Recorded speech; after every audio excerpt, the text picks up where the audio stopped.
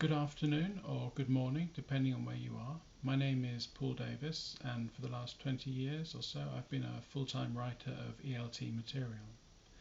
This talk is called The Death of Truth and How ELT Helped Kill It. It's a 25-minute talk, at the end of which I'll miraculously appear live to answer questions, or maybe just face 5 minutes of awkward silence. We'll see. So what's the talk about? Well, we live in a world in which truth is constantly under attack. Our students need help to navigate it. But is the advice we're giving them really helpful?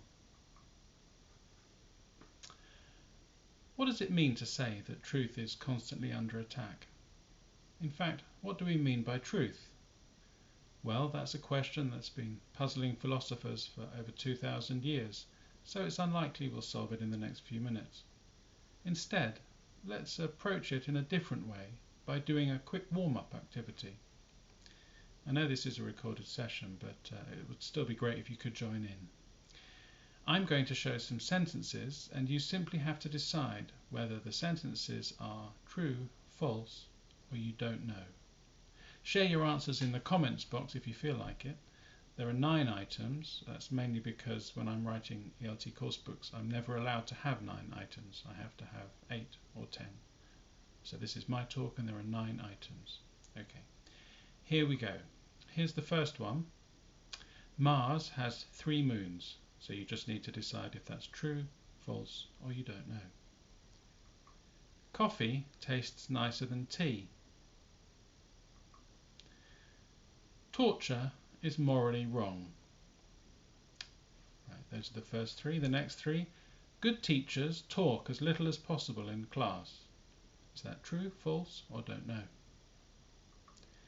Students learn more when they decide what to study. Working out a grammar rule makes you more likely to remember it. It's a bad idea to hold classroom debates. The climate emergency is a hoax. Men are naturally superior to women. True, false, or don't know? So some of those were, I hope, slightly difficult to answer. Maybe you even found yourself thinking, well, it depends what true means exactly, or it depends what I don't know means. Anyway, we will come back to those sentences later in the session. So it's almost a cliche these days to say that we live in a post-truth world, in which fake news is drowning out genuine information. But the statistics are alarming. In the third quarter of 2020, there were 1.8 billion fake news stories on Facebook, or engagements with fake news stories. 42 super spreader Facebook accounts led to 800 million views of false health info, which is a particularly serious matter, obviously, during a global pandemic. And 75% of under 25s use Instagram as their main source of news. As these figures show, there's no doubt that social media is making the situation worse because it's so easy to spread fake stories. And young people are becoming more and more reliant on social media for their information, and therefore more susceptible to fake news. So how should we, as people who work in education, respond to this crisis? In general terms, it seems that the preferred response among education experts is something like this. For 21st century students, learning facts should no longer be a priority. Facts quickly become out of date, and they can Google the information anyway. Instead, we should be teaching them the critical thinking skills they need to navigate a rising tide of potentially misleading information. So basically, facts are out and skills are in. And I don't mean skills in the sense of the 4 skills, listening, speaking, reading and writing. I mean transferable skills like collaboration, problem solving and so on. And above all, of course, critical thinking skills. As Penny says, the role of critical thinking in education has become more central in the 21st century simply because there is far more information readily available to today's students than there was in previous centuries, and it is vital for them to be able to deal with such input wisely. They need to be able to distinguish between what is important and what is trivial, between truth and lies, between fact and opinion. I've highlighted these words because they're central to how ELT books tend to approach this issue. The focus often seems to be on how important it is to teach students the difference between facts and opinions. It's an approach that crops up time and time again, and we'll come back to that in a moment. Paul Dummett, writing in Modern English Teacher, identifies two separate reasons why critical thinking has gone to the top of the agenda in ELT. One is the idea that education needs to get its priorities right, to spend less time training students for tests of knowledge, and start stimulating them to think for themselves. The other notion is that we live in an age of misinformation in which only the critically minded can avoid manipulation or slavish conformity. The message is that we need to get our priorities right, and as you can see from the highlighted words, knowledge is not a priority. Faced with a barrage of misinformation, we should be spending less time teaching facts and more time teaching critical thinking skills, such as the ability to distinguish between facts and opinions. This message is everywhere in ELT books, websites and other resources. This is a Cambridge webpage focusing on helping students to deal with a post-truth world. Teach them the difference between an opinion and facts, which are supported by evidence. But why? How exactly does this help? Exercises that try to test the difference between fact and opinion often strike me as confusing. This example is from the One Stop English website. But to be honest, when I look back at fact versus opinion exercises that I myself have written, I can't do them. It's important that astronauts have the right psychological features to cope with living in space. Is this fact or opinion? The teacher is supposed to ask the student, and the student answers, opinion. But is it? It really does seem important to me that astronauts have the right psychological features. Is it an opinion just because it uses the word important? Can it never be a fact to say that something is important? It's confusing. And bear in mind, this is an example, so presumably it's the clearest instance they could think of in order to make the distinction. Often the theory seems to be that we can distinguish between facts and opinions by looking for certain words and phrases, and that this is a useful tool for dealing with misinformation. So, for example, facts are signalled by numbers, statistics, photographs, etc., and opinions are signalled by words like I think, I believe, and probably. Both parts of that theory are misleading. These words and phrases are not a very good guide for distinguishing facts from opinions, and the ability to distinguish between facts and opinions is not a good defence against fake news. Part of the problem is the way facts and opinions are defined. Here, for example, we have fact, something known or proved to be true. Opinion, a personal belief or appraisal based on insufficient evidence to allow certainty. This suggests to students that an opinion is basically like a fact that we aren't sure of, that there is a scale of certainty that has facts at one end and opinions at the other. But this is not true. Facts and opinions are different kinds of statement. If you think back to the first three statements from the warm-up activity, the first is clearly a factual statement of some kind. Mars has 3 moons. That doesn't mean it's true necessarily, but it's that kind of statement. The second is a purely subjective opinion.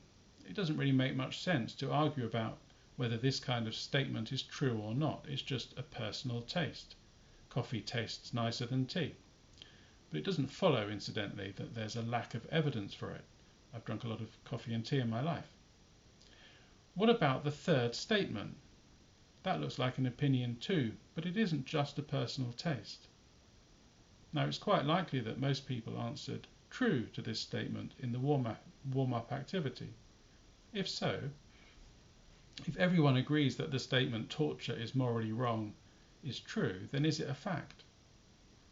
That's an open question, really, but what's clear is that the distinction between facts and opinions is not as neat and straightforward as ELT materials imply.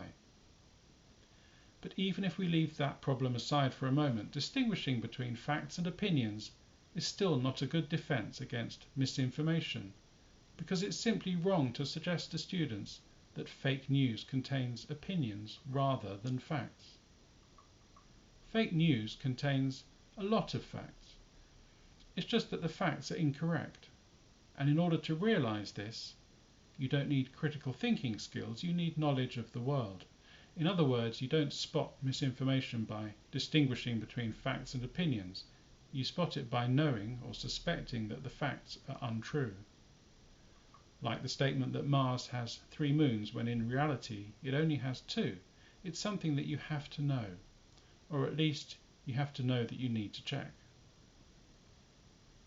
The same kind of problem besets one of the other favourite targets of critical thinking in ELT, bias.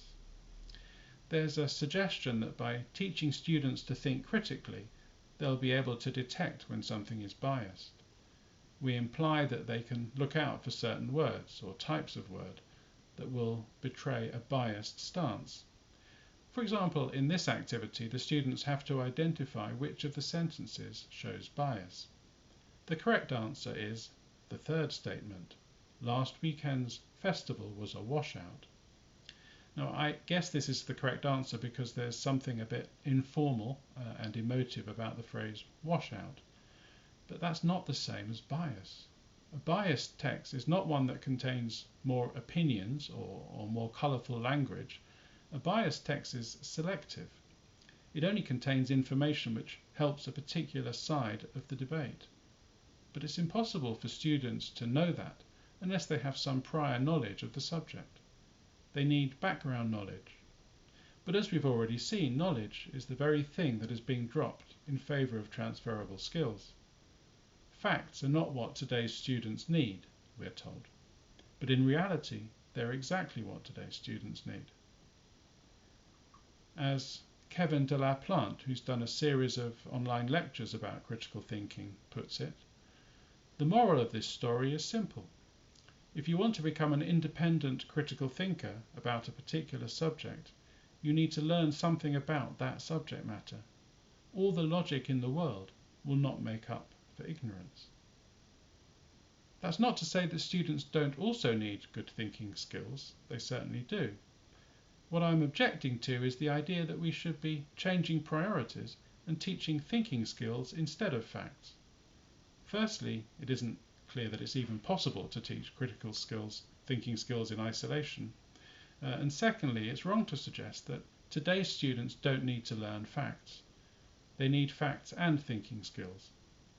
As the educational writer Joe Kirby puts it, knowledge and skills are like a double helix, progressing in tandem from surface learning to deep learning. So this raises an interesting question.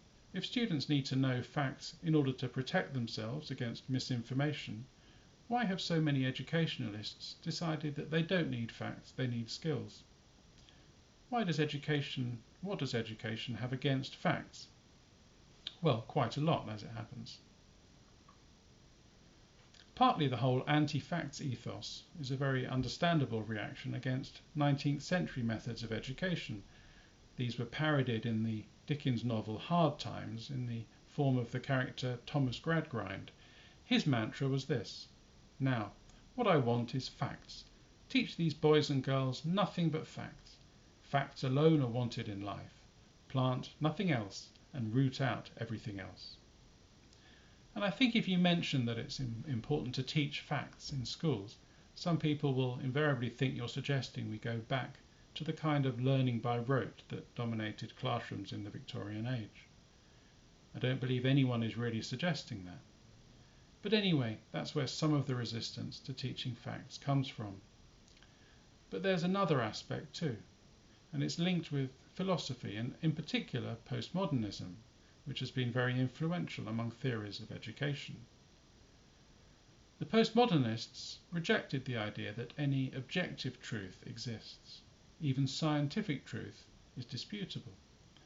As Richard Rorty put it, there is no sense in which any scientific description is an accurate representation of the way the world is. All statements about the world, including scientific statements, are dependent on a particular perspective, which in turn is dependent on cultural and political influences. What is true from my perspective may not be true from yours. Nobody can be completely correct or completely wrong. In relation to education, a postmodernist outlook makes the whole concept of knowledge more problematic.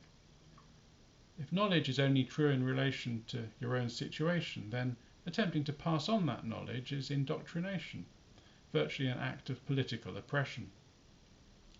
One must see the imposition of knowledge as a form of social control and as a threat to all of the major freedoms identified as essential constituents.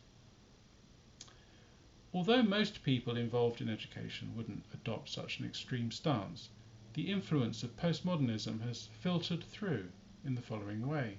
We start with a postmodern skepticism about truth, leading to a kind of relativism in which everyone's version of truth is equally valid, because you can never say one version is correct. Which leads to the view, as expressed by the Vic Young quote on the previous slide, that teaching facts is ideologically undesirable because it's tantamount to indoctrination. The teacher's knowledge isn't better or more reliable, it's just that the teacher has more power and can therefore impose his or her knowledge on the students. So from an ideological perspective, it's much better if we allow students to discover their own truth.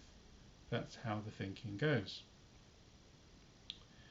So there's a pervasive idea in education that any kind of learning which is student-led is inherently more valid than anything which is teacher-led. It's superior, it's more ideologically sound, it's something we should all aspire to. The second group of 3 sentences in the warm-up activity are all connected with this ideology in ELT education. They're things we are encouraged to think of as true. Good teachers talk as little as possible in class. Why? Because we aren't feeding information to the students. We're letting students discover it. We're not filling pails, we're lighting fires, as the quotation goes. Although from a health and safety point of view, filling a pail before you light a fire in the classroom is actually not a bad idea. Students learn more when they decide what to study, because inquiry-based learning is, we're told, more effective. And working out a grammar rule makes you more likely to remember it, which is why we should all adopt a discovery approach to grammar. Now, it's important for me to clarify one thing at this stage. I've nothing against these aspects of methodology. Of course you want the students to speak as much as possible in the classroom. Of course giving them some control over the learning process can boost motivation and help them to become more autonomous learners. And a discovery approach to grammar isn't always a terrible idea, as we'll see in a moment. My complaint is that there's a lack of evidence to support a lot of the recommendations made by ELT experts. Teacher-led instruction is frowned on and regarded as old-fashioned and something that needs to change, even though evidence suggests it may be more effective than student-centered methods. At the same time, a particular approach is put forward as better without any evidence that it's actually more effective in practice. There's an ideological dimension to this which I feel is misplaced, when in fact our main concern should be giving our students the best possible education, using methods which are shown to be effective. As I mentioned, all of these more progressive elements can be effective in the right circumstances, but it should be okay to dip in and out of them. It doesn't have to be a lifestyle choice. To take just one example, the discovery approach to grammar is great with certain grammar topics like comparative forms. Here they have all the information they need in order to work out the rules. They might need a bit of nudging to make sure they end up with a clear notion of short adjectives, long adjectives and irregular forms, but this should be quite easy to achieve. But the same doesn't apply to this grammar point, a contrast between present simple and present continuous with focus on verbs not used in continuous tenses. This is problematic for logical reasons. It's almost impossible to infer a negative rule. The fact that understand appears in the present simple doesn't logically imply that it can't be used in the present continuous. That kind of inference would only emerge after a very large number of examples. So a discovery approach to grammar should be something you dip in and out of, depending on the situation.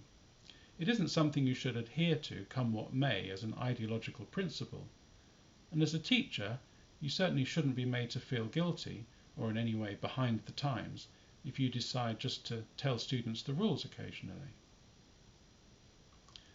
There's another way in which a kind of postmodern mentality is having a detrimental effect on education, and particularly on the pursuit of truth in the classroom. Here's the slide from earlier showing how postmodernism is behind the aversion to teaching facts. It also influences our view of the students in another way.